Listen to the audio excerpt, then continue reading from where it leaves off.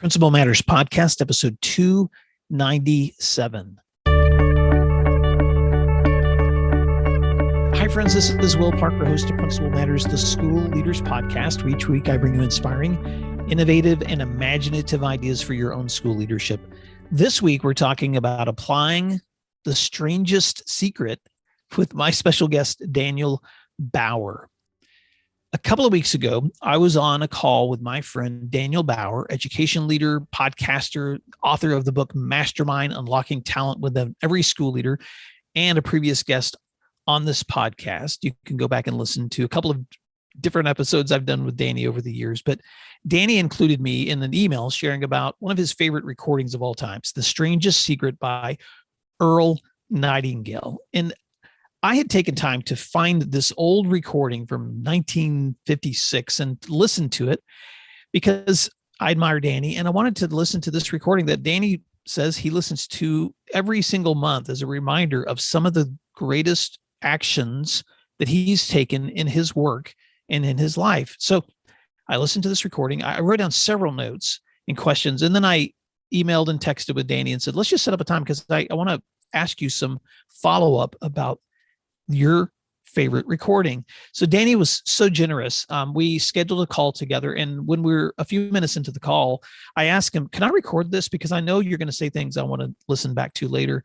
And we ended up getting so much value out of that call that Danny agreed for me to share it with you.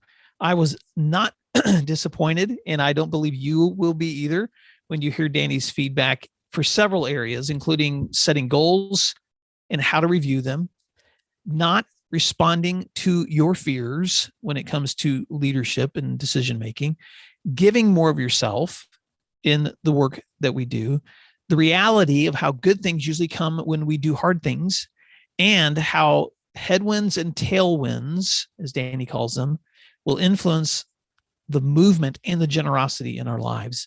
If you'd like to connect with Danny and his resources, you can find him at his website at betterleadersbetterschools.com. And by the way, if you are a regular Principal Matters listeners, I just want to give you a heads up that we are getting really close to Principal Matters episode 300.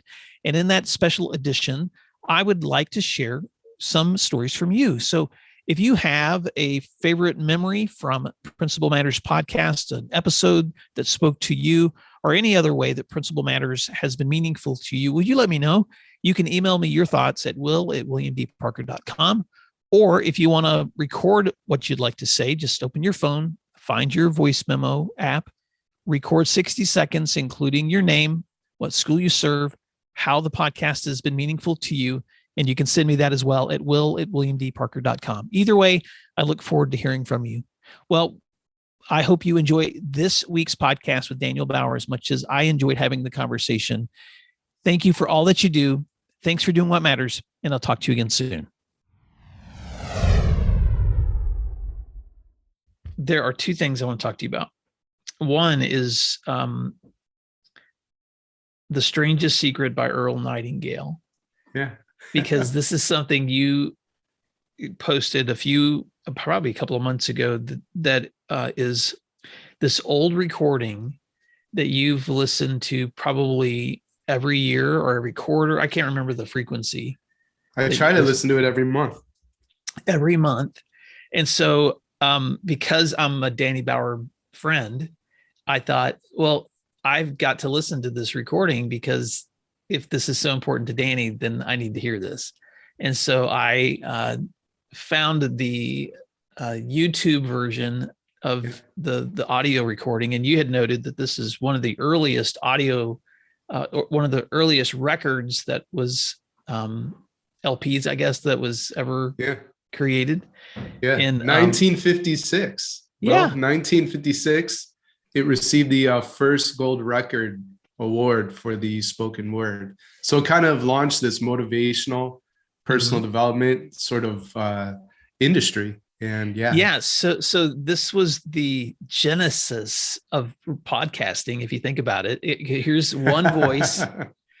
One voice sharing ideas for a half hour, however long it was, or maybe it's 45 minutes or an hour. I can't remember now, but sharing all this information.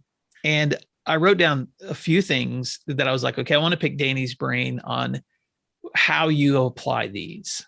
Okay. Okay. Yeah. Are you ready? Cool. So, Ready. so Hopefully I number one, remember. yeah, no, I've written them down. So All right. All right. All right. and these are things you do. So this is not going to be hard for you. Okay. Pressure's So off. it's off. So number one, set a goal, write it down and review it every day for 30 days. Talk Yeah, about how you've used that idea in your work and life. for sure. Great question. Well, and yeah, I mean, listen, there's research that's out there too, right? If you have a goal in your head, that's one thing, and that's good. You need to set an intention, and then from there, if you write it down, it multiplies the chances for success and execution. And then if you not only write it down but tell some friends, right? Brene Brown calls that a square squad, or maybe you're in a mastermind that I run or you run. That's a great place to share your goals. But when you tell people and do your work in public, you multiply it even more. And so each quarter, at least, I have 3-year goals that I'm moving toward, and then I break those down into quarterly goals, right? So in this quarter, what's going to move us toward the bigger goal? And from the quarter goals, then I think in a weekly and daily basis, right? So I have those goals written down. I've used note cards before for the really, really big goals. And that's kind of like a meditation or affirmation or prayer, however you want to phrase that one. And then the quarterly goals and that kind of stuff. Right now, I have them in Trello, but I actually just invested in an app. So actually, I won't talk about the app because then people will just want to like go get the app. So that's not the point. So I have everything somewhere where I see it every single day, and that way, my mind is just focused on what's most important, right? And that's a really key part of my strategy. Well, I love that. And I sat down at the beginning of this calendar year and kind of wrote out my goals for the year. And what I discovered was that the year before I had not been as consistent. And so I went back 2 years before that, and I looked back at when I had sat down and written out specific goals for that year. Yeah. And it's just true, Danny. The years that I sit down and I write out specific goals, I reach higher destinations than the years that I'm winging it or just trying to think through these goals that I'm doing without placing them in a specific written form. And I don't always reach all my goals, but at least by writing them down, I have something to go back to rely on in terms for goals that I have. Because I have a lot of great intentions, but intentions don't really become action. I think until until you write, I don't know what it is about the power of writing them down and then reviewing them. But I think it just helps you add more action to the intention too. All right. I think it's just in your operating system because you're constantly thinking about it. And then if it's something you review in the morning, all right, you set the intention for a day. If you reviewed it in the evening, now your subconscious, right, when you're dreaming and sleeping, is processing stuff. If you ever woken up, right, that's why when you wake up and you have a solution, that's why, because you were thinking about it during your sleep. Or if you get the solution in the shower, that's why, because in the background, your subconscious is figuring that out. I'm curious though, Will, I know you had a second question, but have you ever scored your goals? Have you ever measured your progress? No, that's a great idea. I love that idea. I will say this, that I have relied pretty heavily on Michael Hyatt's life scores assessments that he does. Okay. And it's a free assessment that anybody can access. And I like it because it gives you an opportunity to evaluate yourself in several categories: spiritual, intellectual, emotional, physical. And I do score myself on the front end, but I have not scored myself on the back end.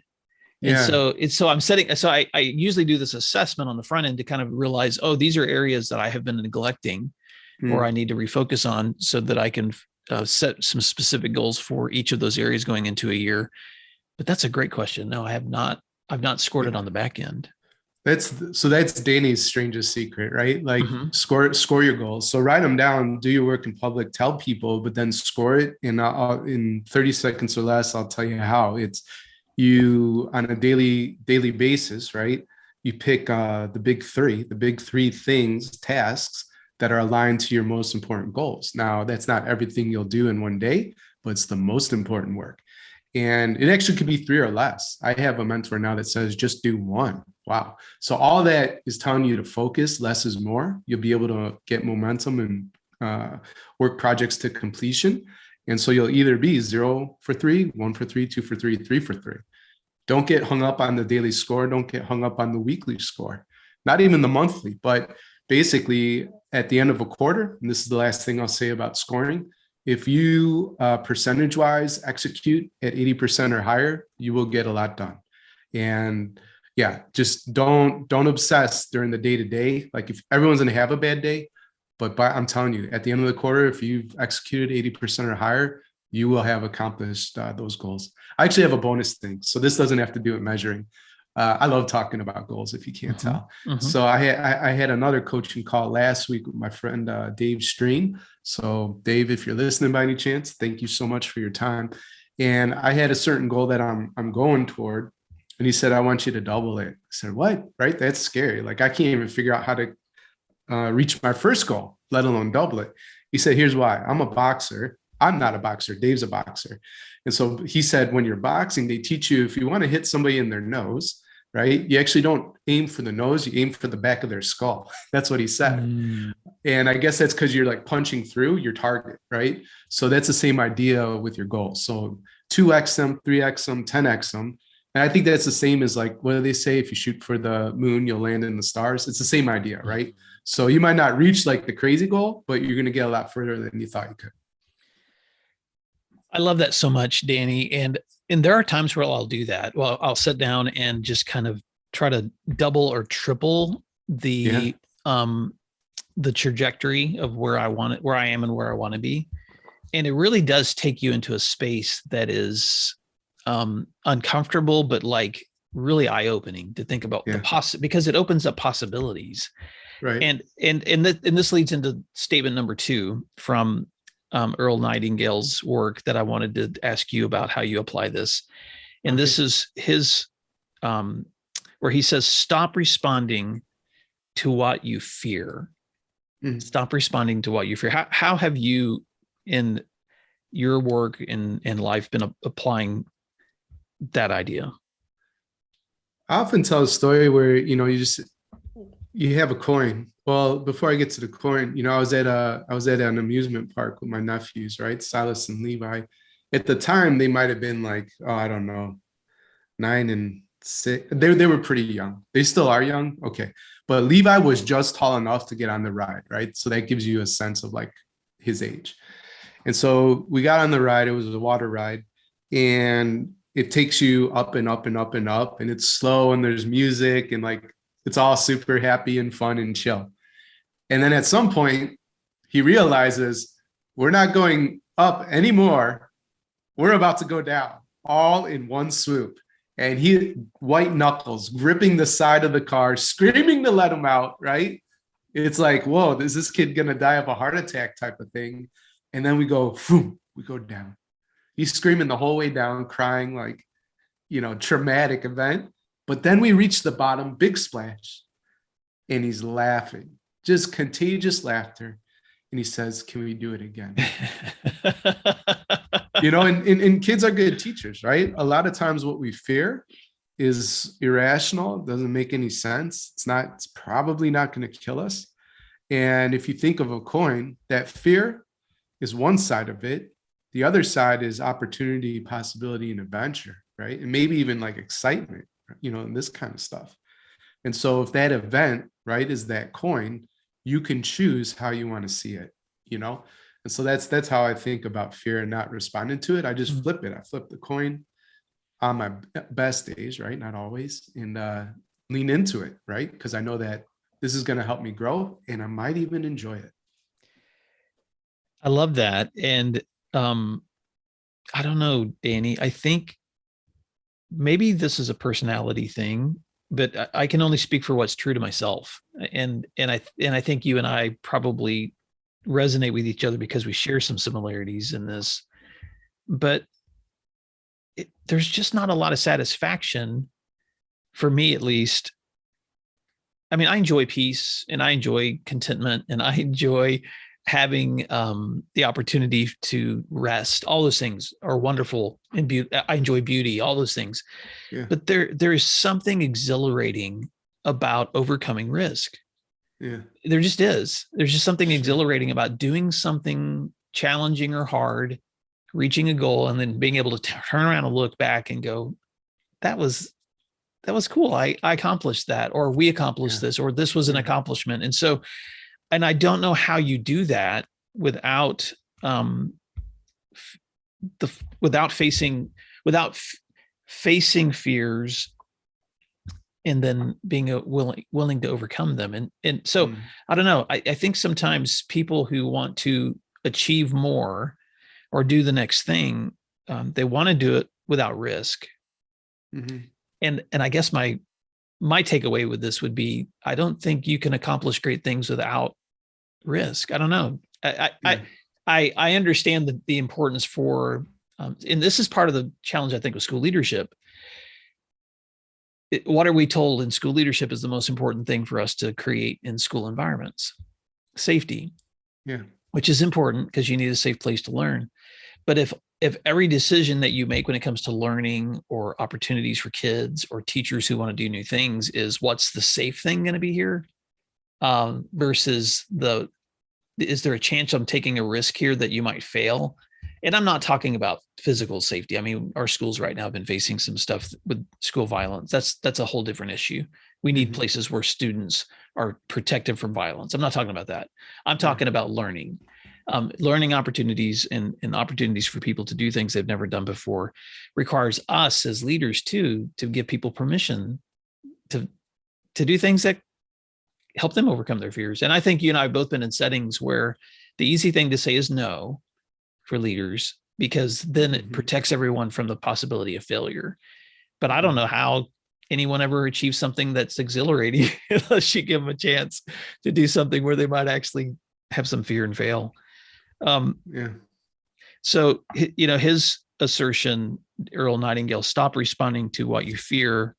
I appreciate that feedback. Any other thoughts before I ask you the third question? Yeah, I mean, it's just, you got to go for it, right? Like every great whatever you enjoy, the founder and the initial team, right? They push through some kind of fear.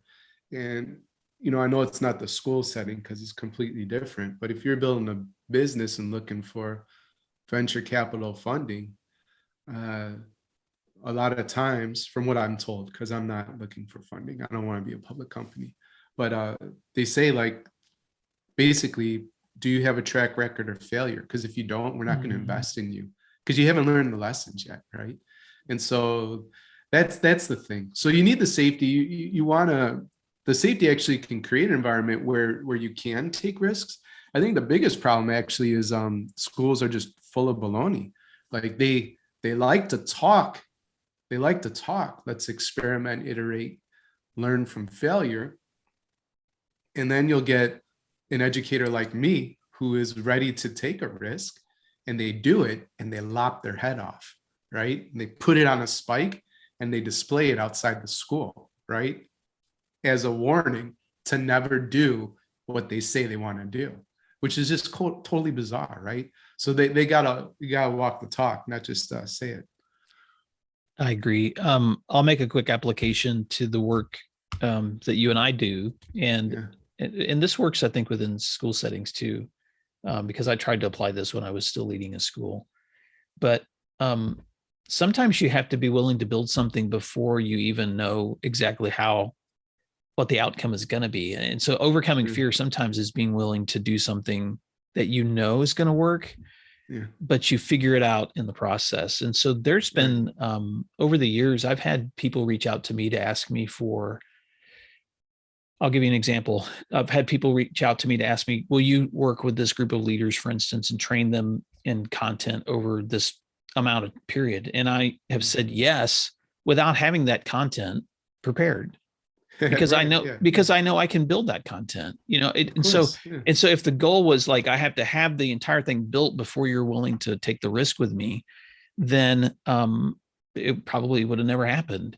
But I think sometimes in the work that we do, we also understand that there's just a lot of joy in discovering what needs to be built. And sometimes you don't know until you've jumped into the moment to learn together what needs to be built. And so I've built a lot of content and training over the years that I have figured out what needs to happen once I'm in the work. And where I know other people who sometimes they want the entire thing built in advance. They want to like eliminate all the risks and all the concerns before they're willing to launch. And I feel like if you do that, then you're actually I think you're wasting a lot of time. And I think you're also giving up a lot of opportunities. Totally. Yeah, I couldn't agree more. So that's all right. That gives me more opportunity, you more opportunity, and other schools that want to do stuff. But yeah, it definitely paralyzes you and you can't create results. And it's just like, why?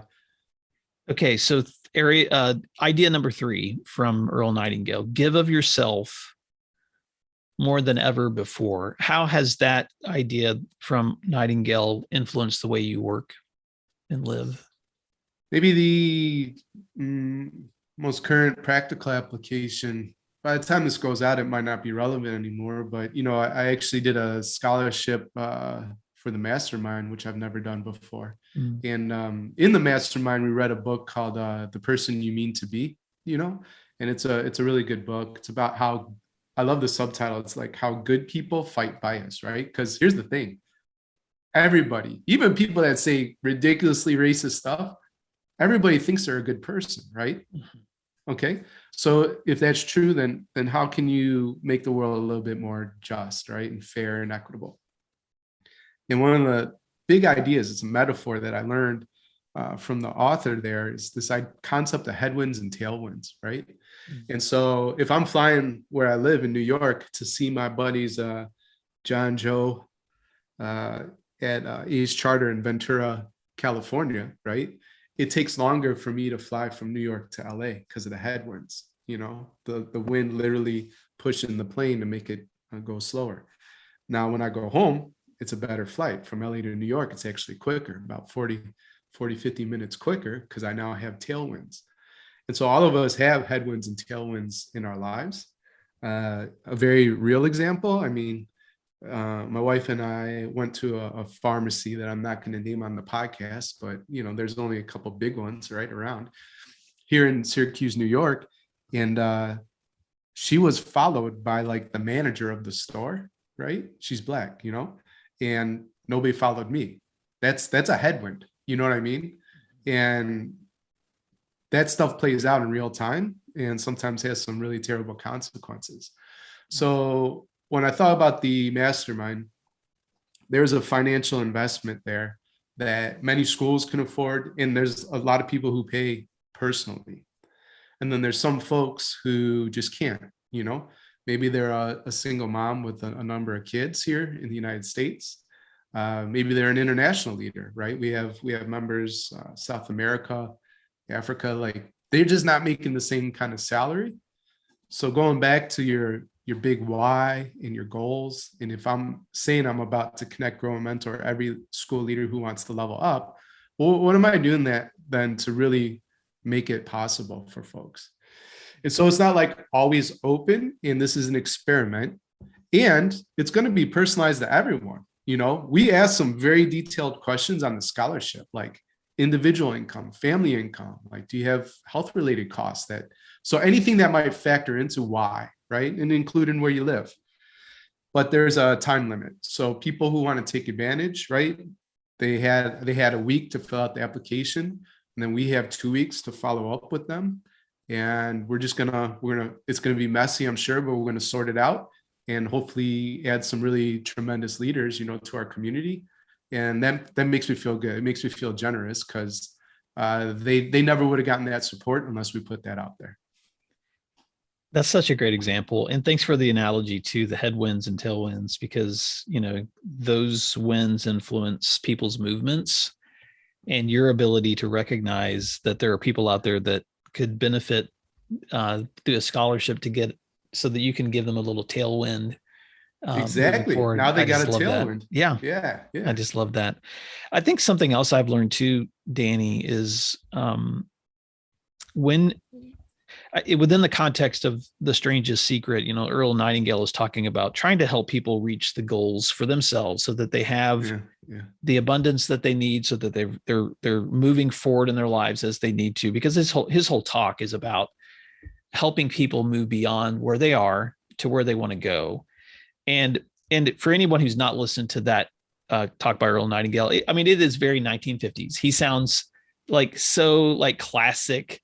I'm just going to say it, affluent, white guy who's probably made a lot of money himself, trying to give advice to everyone else on what they can do to reach those goals too. So there's a part of me listening to this thinking, this guy has probably had a lot of other privileges and opportunities living in the world where he lives, and the place he lives, and the time that he lives. But he actually says that in his talk, of that, I live in a time and a place that I know gives me unique opportunities. And so he actually acknowledges the things I was thinking as I was listening to his talk. But he does give he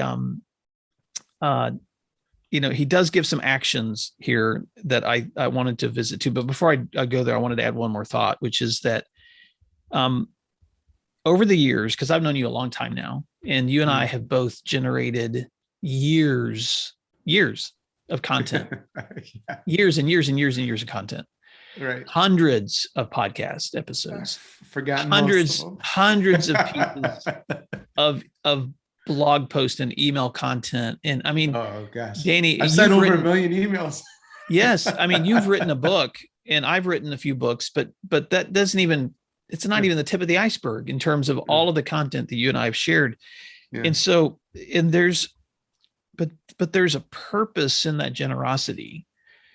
And I'm not naive enough to, you and I both know that a lot of the reasons that we've been willing to share and to be generous with the content that we have is because we realize it builds momentum, and it always comes back. It always comes back, that when you are generous with your time and your ideas and you're sharing with other people, then they're going to be generous with their ideas and their sharing and their opportunities with you too. And so I don't know, it's just this weird dichotomy. I made a commitment back in 2012 or 2013 that I was going to start creating content, because I wasn't a thought leader. I wasn't an author, but I had a lot of passion and a lot of ideas that I wanted to share. And every once in a while I would get invited to share, but I was like, how can I do this without needing someone's permission every time? And so that's where, for me, blogging became that first step, and then podcasting, because I realized I don't need anyone's permission to just share when I want to share. Nope. And you did the same thing. And so both of us, of course, in different trajectories, are still in doing that in different ways. And I know you and I are both good friends with other people that do the same work. But one of the reasons I keep reaching back to you, Danny, is because I see you so consistently applying the things you teach so well. And so let me wrap this up, because there's a couple of action goals that Nightingale suggests, like writing your goal on one side of a card, and on the flip side, writing the scripture from the New Testament that says, ask and it shall be given to you, seek and you shall find, knock and the door will be open to you. And I thought that was a really beautiful application of his own recognition that here's my goal, but I'm also going to connect my goal to an understanding that there's movement happening in the universe way bigger than me.